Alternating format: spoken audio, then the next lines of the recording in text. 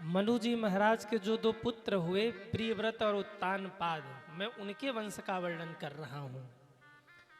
उत्तानपाद की दो रानियां थी। बड़ी का नाम था सुनीति, छोटी का नाम था सुरुचि। बड़ी रानी के एक पुत्र थे, नाम था ध्रुव, और छोटी रानी के एक पुत्र थे, नाम था उत्तम।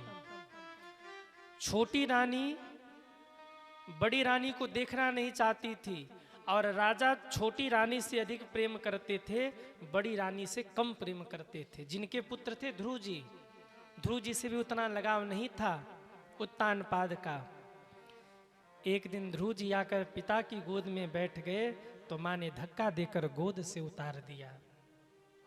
ध्रुव जी रोकर बोले, मां, मैं इनका पुत्र हूं तो इनके गोद में क्यों नहीं बैठ सकता।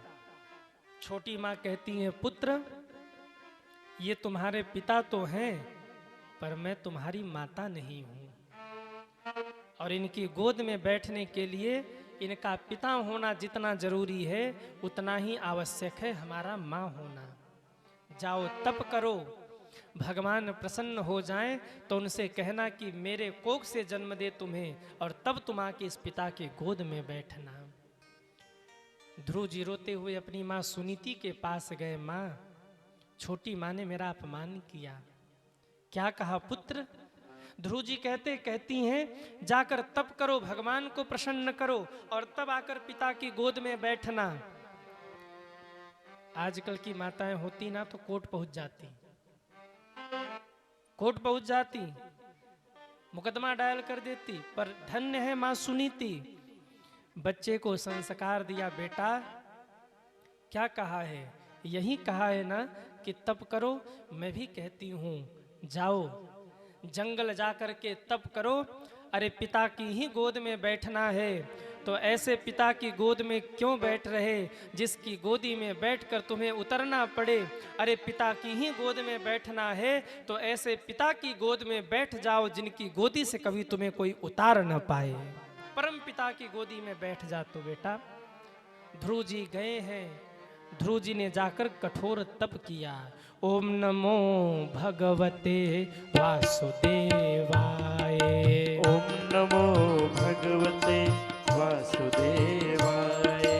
ओम नमो भगवते वासुदेवाय। ओम नमो भगवते वासुदेवाय। वासुदेवाय मेरो रामचंद्राय। वासुदेवाय सब गाइए। रामचंद्राय। वासुदेवाय मेरो कृष्ण चंद्राय। वासुदेवाय मेरो कृष्ण चंद्राय। ओम नमो भगवते श्री राधे। वासुदेवाय। ओम नमो भगवते वासुदेवाय। वासुदेवाय। वासुदेवाय। वासुदेवाय। वासुदेवाय। 6 महीने बीते, ध्रुव जी ने श्वास रोक लिया। और जब ध्रुव जी ने श्वास रोका तो भगवान की श्वास रुक गई। क्यों? ध्रुव जी के हृदय में भगवान थे, और जब ध्रुव जी ने श्वास रोका तो हृदय में बैठे भगवान की श्वास रुक गई। और जब भगवान की श्वास रुकी तो पूरे सृष्टि में हवा का प्रचार बंद हो गया। चारों ओर हाहाकार मचा। देवता जाकर के बोले कि प्रभु जाइए ध्रुव जी को दर्शन दीजिए। भगवान देवताओं को फटकार करके कहते, अरे मूर्ख, ध्रुव जैसे भक्त को दर्शन देने नहीं, ध्रुव जैसे भक्त का तो दर्शन करने में जाता हूं। ध्रुव का दर्शन करने में जाऊंगा। भगवान आकर के ध्रुव जी के सामने प्रकट हुए। भोले भाले ध्रुव जी जब भगवान को देखते हैं तो ध्रुव जी की आंखों से आंसुओं की धारा बहने लगी। कुछ बोल नहीं पा रहे हैं। क्यों? माँ ने तो बताया ही नहीं है कि भगवान आए तो बोलना क्या है। तब भगवान ने अपने शंख से गाल पर स्पर्श कराया। ध्रुव जी को वेद वेदांत कंठस्थ हो गए। अब ध्रुव जी बोले, और क्या वेद का मर्म बोल गए। यो अंतः प्रविश्वमं वाचमिमां प्रसुप्तां संजीवयत्वखिल शक्तिधरः स्वधाम्ना। अद्भुत स्तुति करी। भगवान ने पूछा क्या चाहिए? बोले प्रभु आप मिल गए, अब क्या चाहिए? बोले नहीं, कुछ तो मन में होगा ना। बोले बस आप मिल गए, अब कुछ नहीं चाहिए। अब कछु नाथ न चाहिए मोरे, अब क्या चाहिए मुझे? भगवान बोले राज्य चाहिए था ना, पिता का प्रेम चाहिए था ना, मैंने तुम्हें प्रेम किया ध्रुव, जाओ राज्य करो। जितने दिन तक तुम्हें राज्य करते बने राज्य करना, फिर मैं तुम्हें सशरीर बुलाऊंगा अपने पास और तुम्हारे तप से प्रसन्न होकर बिन मांगे मैं एक और लोक आज बना रहा हूँ, जिसे दुनिया में ध्रुव लोक के नाम से जाना जाएगा। और वहीं तुम आ जाना, वहीं तुम निवास करना। जगत के लोग आपका दर्शन करके अपने आप को धन्य धन्य महसूस करेंगे। मेरा आशीर्वाद है आपको। भगवान ने आशीर्वाद दिया। ध्रुव जी लौट करके वापस आए। जब सबको पता लगा कि भगवान का दर्शन करके ध्रुव जी आए हैं, जिस माँ ने डांट करके भगाया था, आज वही माँ आरती की थाल लेकर खड़ी है। ये दुनिया की रीति है, जा पर कृपा राम की होई, जा पर कृपा राम की होई, ता पर कृपा करे सब कोई, ता पर कृपा सब गाइए सब कोई, जा पर कृपा राम की होई, जा पर कृपा राम की होई, ता पर कृपा सब कोई, ता पर कृपा करे सब कोई, ता पर कृपा करे सब कोई, कोई करे सब कोई। जिसके ऊपर भगवान कृपा कर दे, दुनिया अपने आप ही मेहरबान हो जाती है। ध्यान रखिएगा, ये दुनिया वाले बस इस चक्कर में रहते हैं कि कब आपकी बने और हम पहुंचे हैं। सुख के सब साथी दुख में न कोई। आज वही माँ, जिस माँ ने पहले डांट करके भगाया था, आज वही माँ स्वागत करने के लिए पहुंच गई। आपका जिस दिन बिगड़ गया ना, धीरे धीरे सब साथ छोड़ जाएंगे। और आज आपका अगर बन गया तो पूरी दुनिया आपके साथ हो लेगी। ये दुनिया का नियम है। अरे ताली बजाना ही तो जोर से बजा दो आप लोग। धीरे धीरे। अच्छा, ये बड़ा खतरनाक होता है ना, जब यहाँ से ले जाके यहाँ आप लोग रोक के हटा लेते हो, तब ये लगता है बजाएंगे कि नहीं बजाएंगे। तो बजानी हो तो पूरी बजा, आधा पैर ले जाके रोका मत करो आप लोग। और देखो, कोई बात समझ में आवे ना तो बजा दिया करो ताली। ये आपका ग्रीन सिग्नल है। हाँ महाराज, हम कथा समझ रहे हैं, आप करिए कथा। ये आपका ग्रीन सिग्नल है। कोई बात समझ में आवे तो आपका सिग्नल मिलना चाहिए। हाँ महाराज, आप सही कह रहे हैं। तो जा पर कृपा राम की होई, ता पर कृपा करे सब कोई। जिसके ऊपर भगवान की कृपा हो जाए, उसके ऊपर सब कृपा करते हैं। यदि चंद्रमा जैसे कलंकी को भी भगवान ने अपने नाम के साथ जोड़ लिया, तो आज भी हम कहते हैं रामचंद्र भगवान की जय। चंद्र भी भगवान हो गए, रामचंद्र भगवान।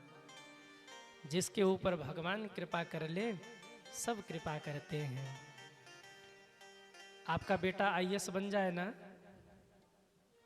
जो गाली देने वाले हैं वहीं पहुंच जाएंगे मिठाई का डब्बा लेके। हम शंकर जी से रोज मनाते थे आपका बेटा अधिकारी बन जाए, भले मन ही मन कहते थे इनका सत्यानाश हो जाए, पर मिठाई लेके जरूर पहुंचेंगे। क्यों? जा पर कृपा राम की होई, ता पर कृपा करे सब कोई। जिसके ऊपर भगवान कृपा करे। आहा। और कृपा क्या है? धन कमा लेना ये कोई उपलब्धि नहीं है। बहुत बड़े आदमी बन जाना ये सांसारिक उपलब्धि है, मैं इसे इनकार नहीं करता। धन बल, जन बल, यश बल सब चाहिए, पर कृपा के बल के बिना सब बेकार है। धन बल, जन बल, यश बल सब बल है, पर अगर उनके कृपा का बल साथ में नहीं है तो ये सारे बल बेकार हैं। बहुत बड़े आदमी हम बन जाएं, अच्छी बात है, बनना चाहिए, भगवान करे सब ही में सबसे बड़े आदमी आप ही हो जाएं। परंतु यदि आप सब कुछ बनकर भक्त नहीं बने तो सब कुछ बनना बेकार है। माँ कौन धन्य है जिसका बेटा डॉक्टर बन जाए? माँ कौन धन्य है जिसका बेटा इंजीनियर बन जाए? माँ कौन धन्य है जिसका बेटा बहुत बड़ा अधिकारी बन जाए? गोस्वामी जी कहते माँ वही धन्य है जिसका बेटा सब बन के भगवान का भक्त बन जाए।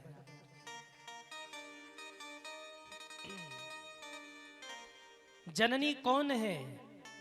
कौन सा कुल धन्य है? ध्यान से सुनिएगा। पुत्रवती। कौन मां पुत्रवती है? पुत्रवती जुबती जग सोई, रघुपति भगत जासु सूत हो। कुलम पवित्रम जननी कृतार्थम, वसुंधरा पुण्यवती च तेन, अपार संमित सुख सागरे अस्मिन्, परे ब्रह्मणि यस्य चेतः। कौन कुल धन्य है?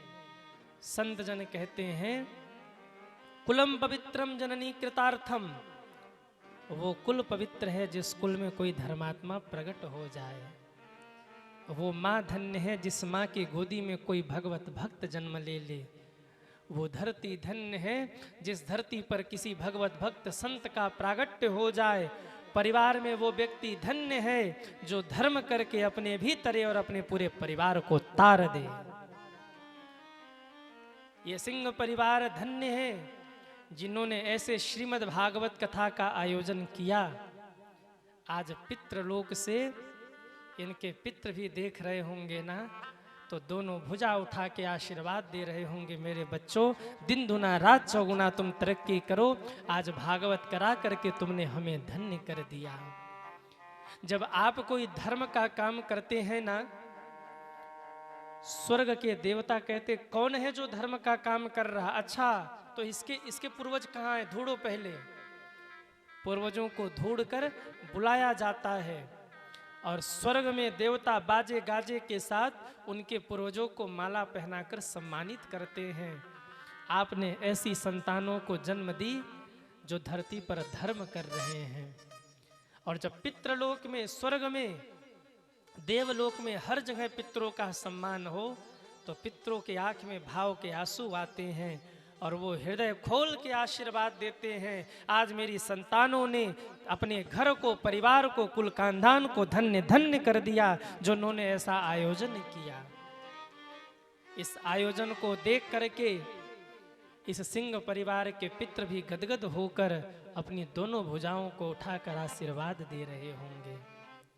धन सब कमाते हैं, पर धन कमाकर जो पितरों के निमित्त धर्म कर दे, पितृ उस पर अति प्रसन्न हो जाते हैं। इसलिए कुलम पवित्रम जननी कृतार्थम। आपका बेटा डॉक्टर, इंजीनियर, अधिकारी बने, ठीक है, अच्छी बात है, पर अगर भगवत भक्त नहीं बना तो सब बनना बेकार हो गया। सबसे बड़ा धन क्या है आप बताइए? कागज के नोट तो यहीं रह जाएंगे। संस्कार सबसे बड़ा धन है, भक्ति सबसे बड़ा धन है। आज के लोग धन से तो बड़े धनी हो रहे हैं, पर कहीं ना कहीं संस्कार के अगर क्षेत्र में देखें तो वो निर्धन हो रहे हैं। बच्चे संस्कार विहीन हो रहे हैं, बच्चे संस्कार से दूर हो रहे हैं। करोड़ों खरबों आप कमा के ही क्या करेंगे जब आपका बच्चा नालायक हो जाएगा? करोड़ों खरबों आप कमा के ही क्या करेंगे जब आपका बच्चा आपको ही गाली सुनाएगा? इसलिए धन उतना कमाना जितने में चल सके, खूब कमाना, पर अपने बच्चों को संस्कार रूपी धन से पोषित करना, उनको संस्कारों की कसौटी पर समय रहते कस देना। नहीं तो अगर कोई संस्कारी हो गया तो जीवन भर का कमाया 1 घंटे में बर्बाद कर देगा। अपने बच्चों को संस्कारी बनाइए, अपने बच्चों को भगवत भक्त बनाइए। कई लोग आते हमारे पास। एक बार एक मैया आई, बोले गुरुजी धन्य हैं आपके माता पिता जिन्होंने आप जैसे भगवत भक्त कथावाचक को प्रकट किया। हमने कहा अच्छी बात है मैया, आपके कितने बेटे हैं? कहा 3 बेटे हैं। हमने कहा एक काम करो, एक को डॉक्टर बना दो, एक को नेता बना दो और एक को बाबा जी बना दो, आप भी धन्य हो जाओ। अरे बोले महाराज डॉक्टर बनाए नेता बनाए पर बाबा जी का नाम मत लेना, बाबा जी नहीं बनाएंगे। अब लोगों की मानसिकता समझिए, बच्चा चोर बन जाए, डाकू बन जाए, लुटेरा बन जाए, आतंकवादी बन जाए, पर बेटा भगवान का भक्त नहीं बनना चाहिए। कैसी मानसिकता हो गई लोगों की। एक मैया बोली गुरुजी हमको डर लगता है। हमने कहा क्यों? मैया बोली हम संस्कार टीवी लगा के बैठते हैं, हम सीरियल लगा के बैठते हैं तो मेरा बेटा संस्कार टीवी लगा के बैठ जाता है, प्रवचन सुनने लगता है। हमने कहा मैया ये तो प्रसन्न होने की बात है, दुख क्यों होती हो, उदास क्यों होती हो, परेशान क्यों होती हो? मैया ने कहा महाराज जी हमको डर लगता है कहीं हमारा बेटा बाबा जी न बन जाए। हमने कहा वाह, बच्चे को सब बनाना है पर संत नहीं बनाना है, भगवत भक्त नहीं बनाना है। मेरा निवेदन, आपके परिवार में अगर कोई एक व्यक्ति भक्ति कर रहा है ना, उसे बढ़ने दीजिए भक्ति मार्ग में। क्यों? न जाने किसके भाग्य से आप फल फूल रहे हैं। एक विभीषण के रहते लंका सुरक्षित थी, पर रावण जब ही विभीषण त्यागा, भयों विभव बिनु तब ही अभागा। रावण अभागा हो गया उस दिन जिस दिन विभीषण जी ने त्याग दिया। इसलिए अगर परिवार में कोई एक भगवत भक्त हो तो उसका सम्मान करिए। बोलिए भक्त वत्सल भगवान की जय हो। कुछ सूचना हम लोग श्रवण कर लें, इसके बाद आगे की भागवत कथा में हम लोग प्रवेश करेंगे।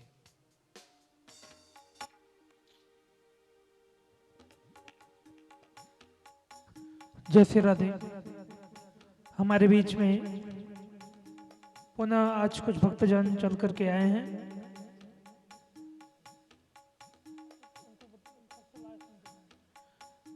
आकर के आप सभी व्यासपीठ से आशीर्वाद प्राप्त करेंगे।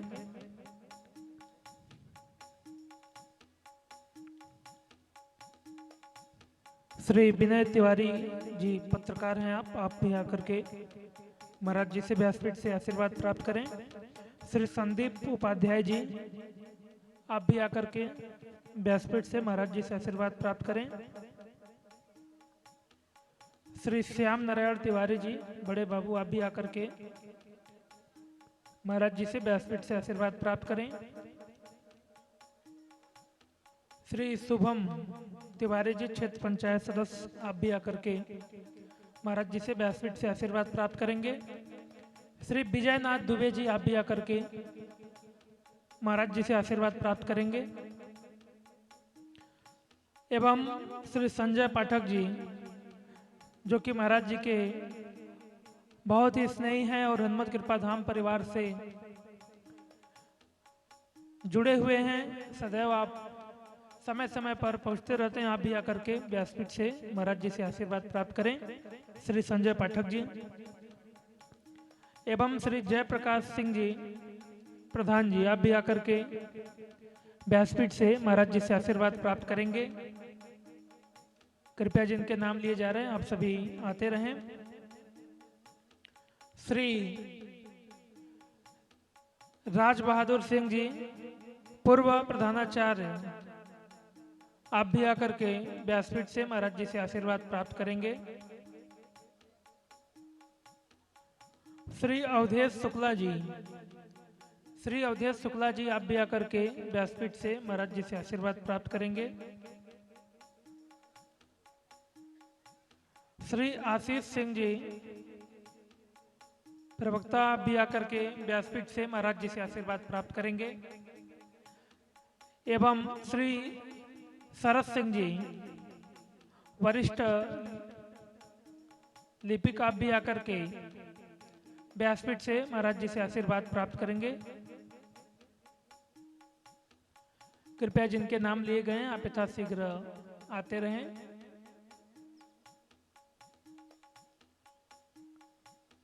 आज हम सभी भगवान श्री कृष्ण के पावन जन्म महोत्सव की कथा श्रवण करेंगे। बहुत ही सुंदर कथा होने वाली है, तो हम सभी समय न लेते हुए कथा के प्रसंग में चलेंगे।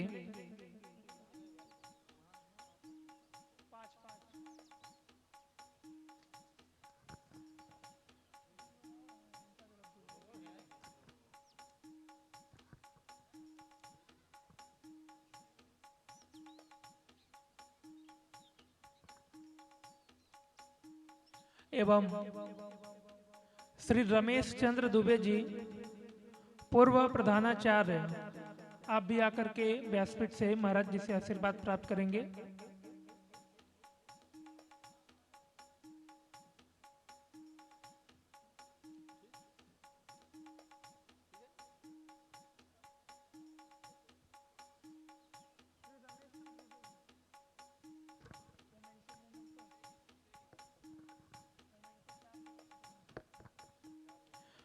श्री रमेश चंद्र दुबे जी पूर्व प्रधानाचार्य एवं श्री जयप्रकाश उपाध्याय जी पूर्व प्रधानाध्यापक आप भी आकर के व्यासपीठ से आशीर्वाद प्राप्त करेंगे। श्री अरुण कुमार सिंह जी एडवोकेट, श्री अरुण कुमार सिंह जी एडवोकेट आप भी आकर के व्यासपीठ से आशीर्वाद प्राप्त करेंगे। श्री ब्रह्मदेव उपाध्याय जी भाजपा नेता आप भी आकर के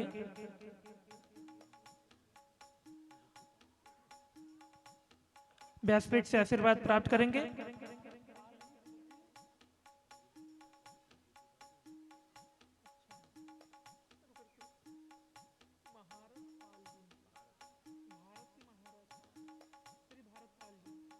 श्री भारतपाल जी आप भी आकर के व्यासपीठ से महाराज जी से आशीर्वाद प्राप्त करेंगे।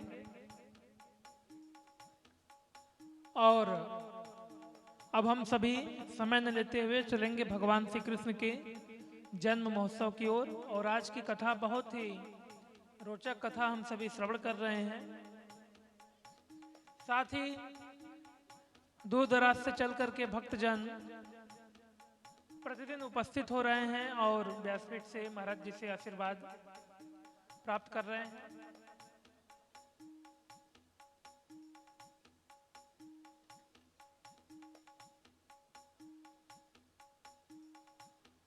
एवं महाराज जी से और इसी क्रम में बेलवा से चल करके श्री सुमित चौरसिया जी भी हमारे बीच में आ चुके हैं। महाराज जी के बहुत ही परम स्नेही हैं और समय समय पर आपका हनुमत कृपा धाम परिवार से बहुत ही जुड़ाव है। और इस वर्ष आपके द्वारा श्री हनुमत कृपा धाम पर एसी लगवाने का कार्य आपके द्वारा संपन्न हुआ, जो आपने वहां पहुंचा करके और एसी का वहां पर दान इस साल आपने किया।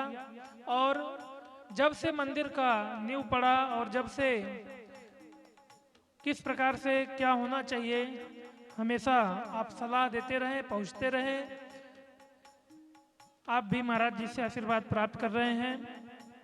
श्री सुमित चौरसिया जी और बहुत ही आपका सपरिवार स्नेह प्रेम रहता है। हम सभी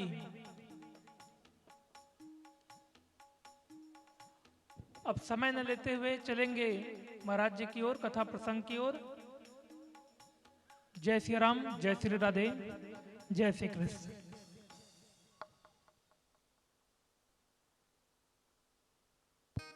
श्री राम, श्री राम, श्री राम।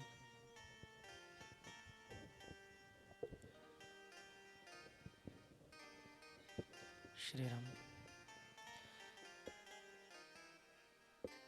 बोलिए भक्तवत्सल भगवान की जय हो।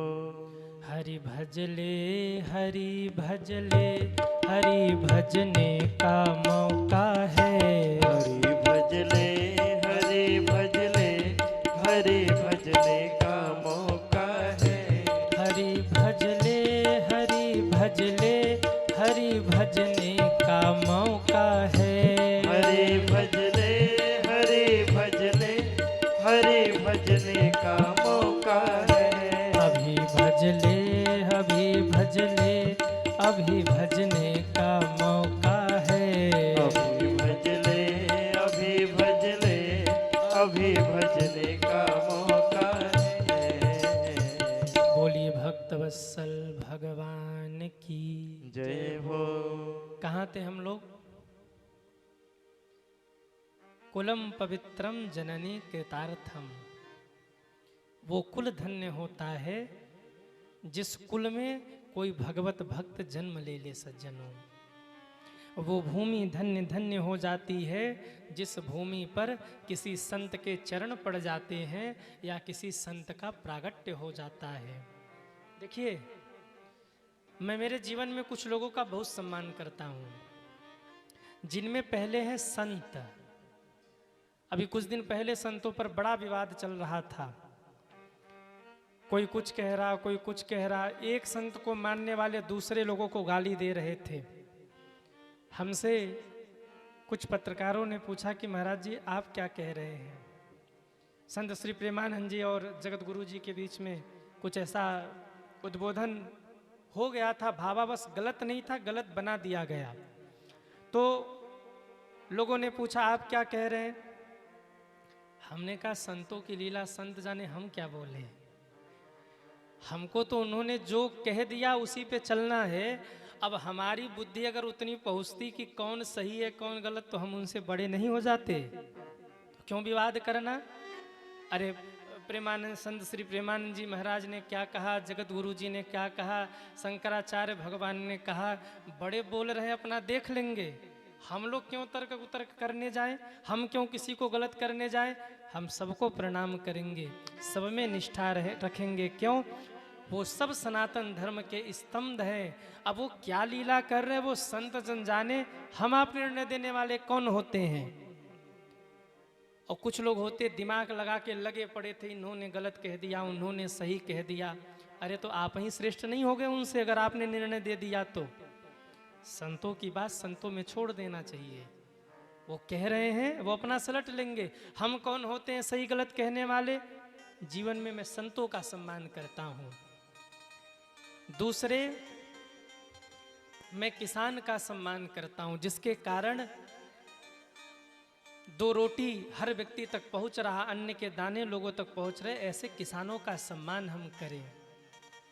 तीसरे, जो बॉर्डर पर हमारे लिए खड़े हैं सैनिक भाई, हम उन सैनिक भाइयों का सम्मान करें, जिनके कारण हमारा देश सुरक्षित है। हम उनके प्रति आदर भाव रखें।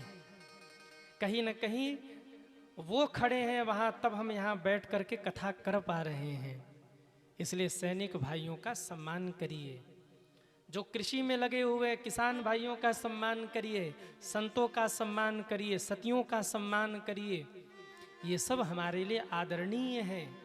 जो राष्ट्र की सेवा में लगे हैं, ऐसे राष्ट्र के सेवक जो हैं, हम ऐसे लोगों का सम्मान करें जो सनातन की सेवा में लगे हैं। सनातनियों का सम्मान करें, सतियों का सम्मान करें। ये सब हमारे लिए आदरणीय हैं। अभी दुबई में एक घटना घटी है, 21 तारीख को, आप सबको विदित होगा। वहाँ एक एयर शो चल रहा था जिसमें हमारे भारतीय वायुसेना का एक तेजस लड़ाकू विमान दुर्घटना हो गई, और जिसमें हमारे भारत के ही जो बिग कमांडर नामांश स्याल जी थे वो शहीद हो गए। हम मैं मेरी व्यासपीठ से उनके प्रति मेरी बहुत बहुत श्रद्धांजलि है। प्रभु उनको अपने चरणों में स्थान दे। उनके परिवार के प्रति मेरी सहानुभूति है। याद रखिएगा, दो लोग ऐसे हैं जो यहाँ से जाने के बाद सीधे भगवान के धाम जाते हैं। कौन कौन? एक तो संत और दूसरे सैनिक। ये यहाँ से जाने के बाद बिना रोके भगवान के धाम पहुँचते हैं, उनको कोई रोक नहीं सकता। संत भजन करके जाते हैं और सैनिक देश की सेवा करके जाते हैं। तो वो विमान दुर्घटनाग्रस्त हुई, उसके लिए मेरी श्रद्धांजलि है मेरी व्यासपीठ से, और प्रभु से प्रार्थना है उनको अपने चरणों में स्थान दे। जीवन में ऐसे भगवत भक्तों को अपने घर में आप जन्म दीजिए जो भगवान के भक्त हों, जो राष्ट्र की सेवा, सनातन की सेवा करें। याद रखिएगा, मैं माताओं से निवेदन करूं, जननी जने तो भक्त जन, कै दाता कै सोर। अगर जन्म ही देना हो तो किसी भगवत भक्त को जन्म देना। रावण जैसा पापी अगर घर में जन्म गया, कुल का संहार ही करा डालेगा। दुर्योधन जैसा पापी जन्म ले लिया तो कुल का संहार ही करा डालेगा। पर कोई ध्रुव, प्रहलाद, स्वामी विवेकानंद, भगत सिंह, शिवाजी महाराज ऐसे महापुरुष प्रकट हो गए तो आपके पूरे कुल खानदान परिवार को धन्य धन्य कर देंगे। उनके लिए कहा गया, कुलम पवित्रम जननी कृतार्थम। वो माँ धन्य होती है जिसके गोद में कोई भगवत भक्त खेले। आज ध्रुव जी ने अपने कुल खानदान को धन्य धन्य कर दिया। दिव्य 36,000 वर्ष तक ध्रुव जी ने राज्य किया और मृत्यु के सिर पर पैर रख करके आज भी उत्तर दिशा में आकाश में ध्रुव लोक में चमक रहे हैं। बोलिए ध्रुव जी महाराज की जय हो। मृत्यु के सिर पे पैर रख के ध्रुव जी गए थे। जब जाना हुआ तो मृत्यु देवी आके खड़ी हो गई, मृत्यु लोक है, बिना मेरा वर्ण किए यहाँ से कोई नहीं गया। ध्रुव जी ने कहा सिर नीचे करिए, सिर पे पैर लगाया, छलांग लगा के भगवान के धाम पहुँच गए। विमान में बैठकर भगवान ने ध्रुव लोक में भेजा। इस प्रकार से ध्रुव जी की कथा आई। इनके वंश में आगे चल के वैन हुए। पृथु महाराज की कथा, पुरंजनोपाख्यान की कथा, प्रियव्रत के वंश के वर्णन में अग्निगर महाराज, नाभि महाराज, ऋषभ भगवान, इनके यहाँ 100 पुत्र भरत जी की कथा आई। भरत जी के 3 जन्मों की कथा, जड़ भरत की कथा, गुण का उद्धार, और इसके बाद नरक का वर्णन आया। नरक में कौन जाता है? कौन जाता है नरक में? कहिए। जो पाप करता है। अच्छा, कितने लोग हैं जो नरक में जाने से बचना चाहते हैं? वो हाथ उठाएं। जो चाहते हैं कि नरक में न जाना पड़े, हाथ उठाइए। सब जाएंगे स्वर्ग? वाह, नरक खाली हो जाएगा। कितना पापी से पापी आदमी मरे ना, बच्चे दिमाग लगा ही देते हैं, कार्ड पे छपवाते हैं स्वर्गीय फलाने, नरकी नहीं लिखते। भले ही कितना बड़ा पापी मरा हो, नरकी नहीं लिखेंगे, स्वर्गीय ही लिखेंगे। नरक में जाने से बचना है तो भगवान का नाम लीजिए।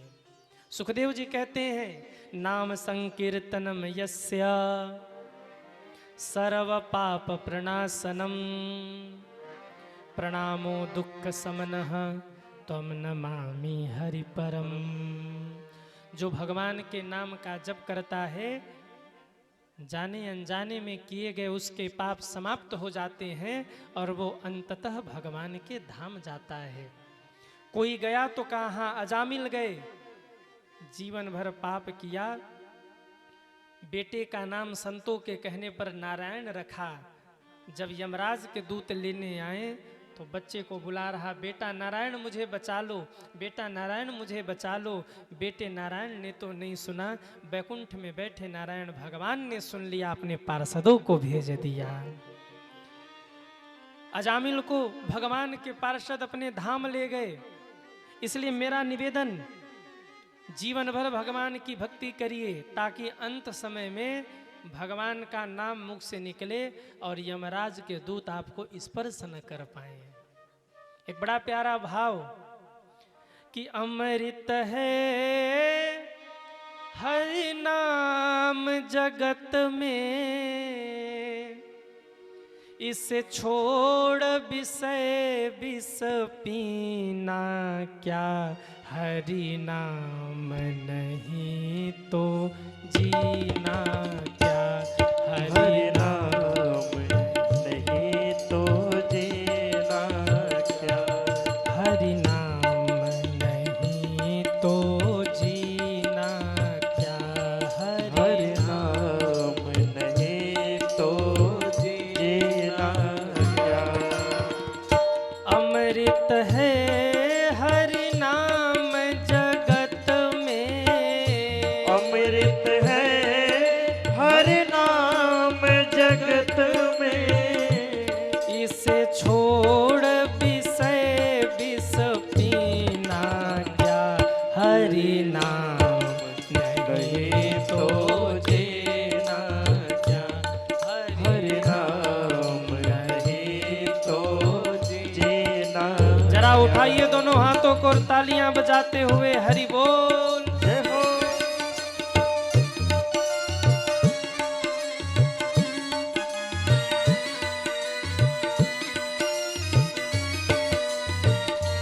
श्री राधे।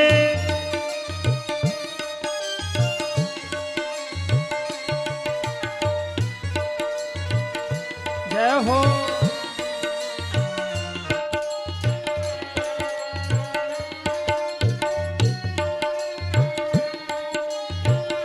हरि बोल।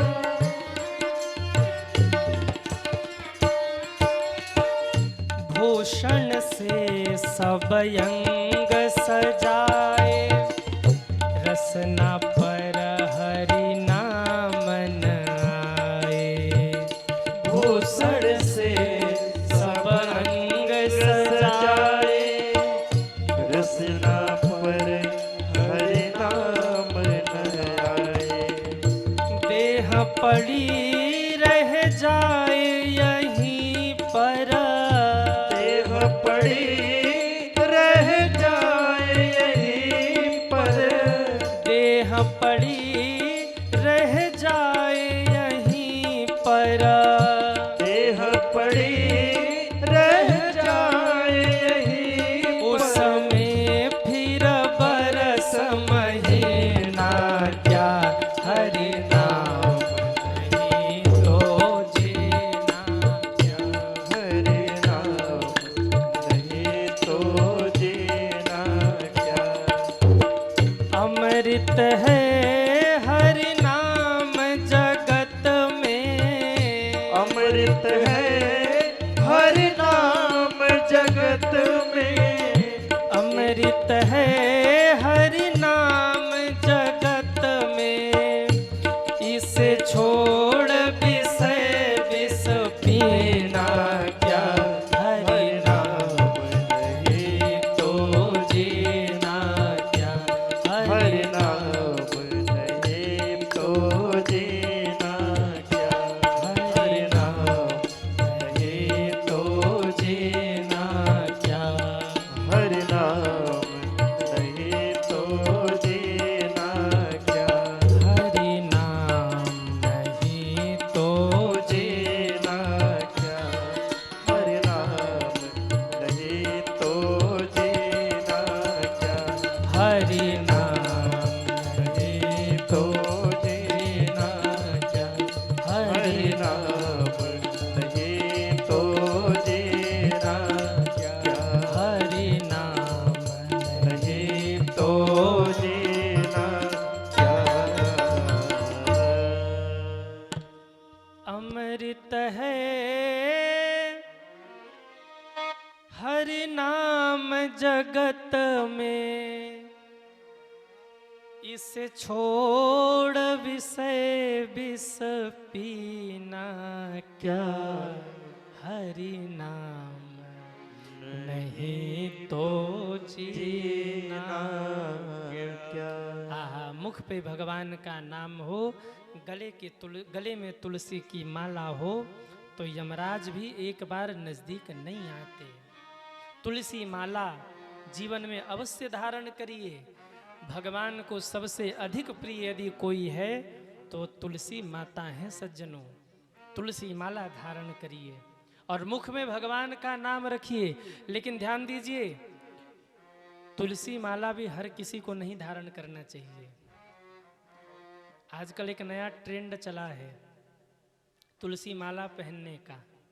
तुलसी माला भी पहनते, कुकर्म भी करते हैं, पाप भी करते हैं। याद रखिए, तुलसी माला हर किसी को नहीं पहनना चाहिए। कौन पहने तुलसी माला?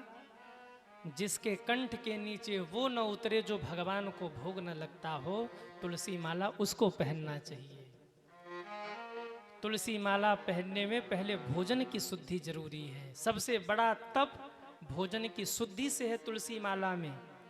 जिसके गले में तुलसी की माला हो, उसको कुछ भी ऐसा अभक्ष नहीं खाना चाहिए कि दोष लगेगा। ठाकुर जी को जो भोग नहीं लगता वो नहीं खाना चाहिए। लेकिन आजकल ट्रेंड है, तुलसी माला भी पहनेंगे और पाप भी करेंगे, उल्टा सीधा खाएंगे भी, दोष के भागी बन रहे हैं आप।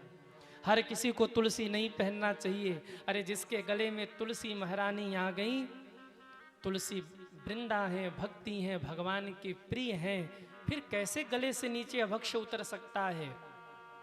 केवल अभक्ष बचा दीजिए, बाकी तुलसी माला गले में है तो ध्यान से कोई नहीं रोक सकता। सज्जनों, तुलसी माँ परम पवित्र है। तुलसी माँ कभी भी अपवित्र नहीं होती। याद रखिए, भगवान को जब भोग लगता है तो भोग में तुलसी पत्ता जरूर चढ़ता है। बिना तुलसी के पत्ते के ठाकुर जी प्रसाद स्वीकार नहीं करते। तुलसी माँ इतनी पवित्र है और ठाकुर जी को प्रिय है। तो ऐसे तुलसी माँ को हम सब गले में धारण करें, बस खान पान सुधार करके। तुलसी माँ परम पवित्र है। तुलसी माँ धारण करने का मतलब, जिनके गले में तुलसी की माला है, मतलब उसने अपने आप को भगवान के चरणों में समर्पित कर दिया है। अगर गले में तुलसी माला हो, कंठी हो, तो इसका मतलब ये भगवान का हो चुका है। अच्छा देखो, तुलसी माला को गले में धारण करने का नियम क्या है? नियम तो मैंने आपको बताया कि अवक्ष नहीं खाना है जो तुलसी माला धारण करते हैं। और तुलसी माला गले में ही क्यों धारण करते हैं? गले में, अच्छा, माला भी दो प्रकार की, एक कंठी होती है, एक माला होती है। ये जो बाहर मैंने पहन रखा है, ये माला है, तुलसी माला। और एक हमने भीतर पहन रखा है, ये गले से स्पर्श है। कुछ लोग एक तुलसी लेकर गले में धारण करते कंठी रूप में, एक गले को स्पर्श करती है, एक माला के रूप में होती है। जो कंठी रूप में गले को स्पर्श कर रही है, इसका तात्पर्य है कि हम जो भी खा रहे हैं गले से भीतर जा रहा है। और तुलसी माँ से स्पर्श हो गया तो आपके द्वारा किया गया भोजन प्रभु का प्रसाद बन गया। सज्जनों, और ये जो माला गले में लटक रही है ना, हृदय में ठाकुर जी हैं, तुलसी का स्पर्श ठाकुर जी से हो रहा है। और जब तुलसी का स्पर्श ठाकुर जी से हो रहा है तो ठाकुर जी परम प्रसन्न होते हैं। जब कोई तुलसी के समीप ठाकुर जी को ले जाए या तुलसी को ठाकुर जी के समीप ले जाए ना, तो ठाकुर जी परम प्रसन्न होते हैं। वो लोग ठाकुर जी के प्रिय हो जाते हैं जो गले में तुलसी की माला धारण करते हैं। सज्जनों, हमसे कोई पूछ रहा था कि तुलसी का माला किसको किसको धारण करना चाहिए? बालक हो या वृद्ध, स्त्री हो या पुरुष, सबको धारण करना चाहिए। कन्या हो, विवाहिता हो या विदुरमा हो, कैसे भी हो, तुलसी माला धारण करिए। बालक हो, युवा हो, वृद्ध हो, भाई हो, कैसे भी हो, तुलसी माला धारण करिए। केवल भोजन की शुद्धि बचा करके, भोजन की शुद्धि बचा करके तुलसी माला गले में धारण करिए। एक बार यमराज के दूत भी आएंगे तो कहेंगे, अरे इनके पास अब नहीं जाएंगे, इन्होंने तुलसी पहन रखा है। जिनके गले में तुलसी होती हैं उनके नज़दीक ठाकुर यमराज के दूत नहीं जाते, उनको लेने के लिए भगवान के दूत आते हैं। यमराज के दूत उनके पास नहीं जाते जिनके गले में तुलसी की माला हो। तुलसी माला मतलब, जैसे माताएं सौभाग्यवती हैं, क्या प्रमाण है? बोले मंगलसूत्र पहन रखा हो, मांग में सिंदूर हो, तो लगता है दूर से ही पहचान में आ जाए कि मैया सौभाग्यवती है। ठीक ऐसे ही जिसके गले में तुलसी माला हो, दूर से ही पता चल जाता है भगवान का भक्त है, ये भगवान के चरणों में समर्पित हो चुका है। इसलिए तुलसी माला जरूर धारण करिए। कब कब धारण करना चाहिए, कब कब नहीं धारण करना चाहिए।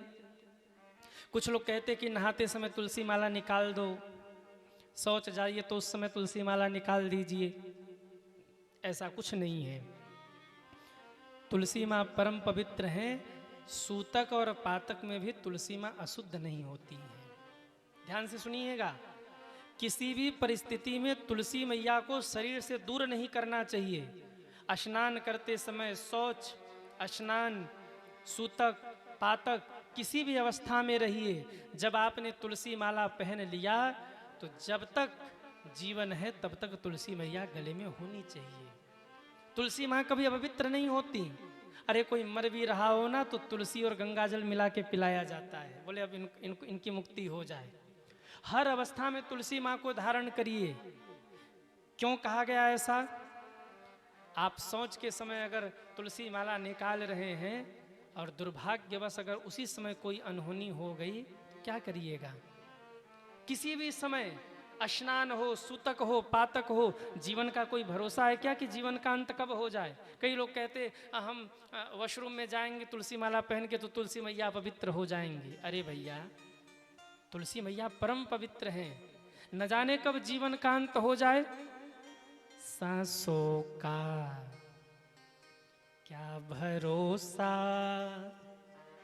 ये रुक जाए चलते चलते,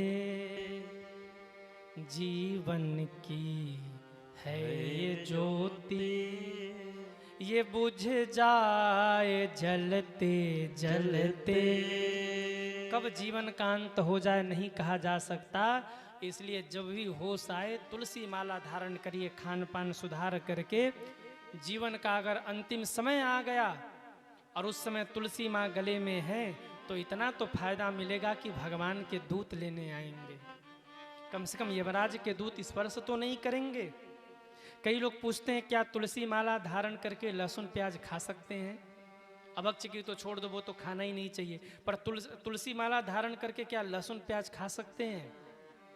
देखिए, एक नियम तो ये है कि नहीं खाना चाहिए, पर अगर ये नियम हम मान लें तो भैया बहुत से लोग बेघर हो जाएंगे, घर वाले मार के निकाल देंगे उन्हें। तू जा भाग, बाबा जीवन पहले इधर से निकल। तू क्यों घर भर को परेशान किया है? तो मैंने आचार्यों से इस बात को पूछा, अध्ययन किया, तो अंत में हमें ये पता लगा कि तुलसी लहसुन प्याज क्यों नहीं खाना चाहिए। गलत नहीं है लहसुन प्याज, औषधीय गुण बताए गए लहसुन प्याज में, परंतु क्यों नहीं खाते हैं? क्योंकि ये राजसिक भोजन है, इसको खाने से आलस्य आता है। भजनानंदी जब लहसुन प्याज खाएंगे तो भजन में मन नहीं लगेगा, मन विचलित रहेगा। तो इसलिए भजनानंदी लोग, संत लोग लहसुन प्याज नहीं खाते हैं। बाकी उसमें कोई दोष नहीं है, उसमें लहसुन प्याज में ऐसा कोई दोष नहीं है। राजसिक भोजन है और तामस में भी उसका प्रयोग होता है, वो मन को विचलित करता है, इसलिए लहसुन प्याज नहीं खाते हैं। तो जो तुलसी माला धारण करते हैं, संतों ने इतनी छूट दी है, अगर हो सके तो छोड़ दें, नहीं तो लहसुन प्याज तक संतों ने छूट दी है कि लहसुन प्याज तक आप तुलसी माला धारण करके खा सकते, पर इसके आगे नहीं बढ़ना है। जो तुलसी माला धारण करते अब इसके आगे नहीं छूट दी है संतों ने, बोले बस यही स्टॉप, रुक जाओ अब। और वो भी कब तक? बोले जब तक मन कर रहा है। कई लोग सलाद में प्रयोग करते हैं, ले आओ बढ़िया, बिना उसके मजा ही नहीं आएगा। तो ठीक है, कुछ दिन चलने दीजिए, प्रभु से प्रार्थना करिए, प्रभु सद्बुद्धि दीजिए। अरे उनकी कृपा होगी, छूट जाए तो छोड़ दीजिए। परंतु अगर नहीं हो पा रहा है तो क्या तुलसी मैया को हम दूर कर दें? संतों ने कहा नहीं, तब आप लहसुन प्याज खाइए, इतनी तक छूट है, और तुलसी मैया को धारण करके भजन करिए। ये संतों ने छूट दिया। जब तक जीवन है तब तक तुलसी माँ का त्याग मत करिए। अरे तुलसी माँ गले में पड़ी होंगी तो मृत्यु के बाद परम पद प्राप्त हो जाएगा, और तुलसी मैया ही दूर हो गई तब तो नरक में ही पड़ना है। किसी भी अवस्था में रहिए, तुलसी माला को गले में धारण करिए। कैसे धारण करें महाराज? मैं तरीका भी बता दे रहा हूं। एक नियम तो यह है कि गुरु के हाथ से स्पर्श करके धारण करिए। जो लोग गुरु मंत्र लेते हैं तो गुरु के हाथ से स्पर्श करके तुलसी माला धारण करें। और यदि आपने गुरु मंत्र नहीं लिया और अपने मन से धारण करना चाहते, तब क्या नियम है? तुलसी को ले आइए, तुलसी माला, थोड़ा सा घी लगाकर उससे हाथ से रगड़ लीजिए, थोड़े से गंगा जल में उसे 2-4 घंटे के लिए भिगो दीजिए। उसके बाद निकाल के भगवान को अर्पित कर दीजिए और पूजन में बैठकर उनसे प्रार्थना करिए कि प्रभु हमारी भक्ति बढ़ जाए, हमारी साधना बढ़ जाए, हम आपके नाम का जप करने लग जाएं, ऐसा आशीर्वाद दीजिए और इस तुलसी माला को हम निभा पाएं, ऐसा सामर्थ्य मुझ में दीजिए। भगवान को अर्पित करके तुलसी माला धारण कर लीजिए। किसी भी समय तुलसी माँ को दूर मत करिए। जो तुलसी माला पहन के आप साधना करते, भजन करते हैं ना, अगर वो टूट भी जाए तो उसके मन को एकत्रित करके किसी के पास जो विशेषज्ञ हो जाकर उसे फिर से गुहवाकर पहन लीजिए, अर्पित करके भगवान को। वो अशुद्ध नहीं है, वो परम शुद्ध है। तो तुलसी माँ, तुलसी की कंठी, तुलसी का माला गले में अवश्य होना चाहिए। यमराज के दूत पास नहीं आते। बोलिए तुलसी मैया की जय हो। अजामिल के मुख में भगवान का नाम था।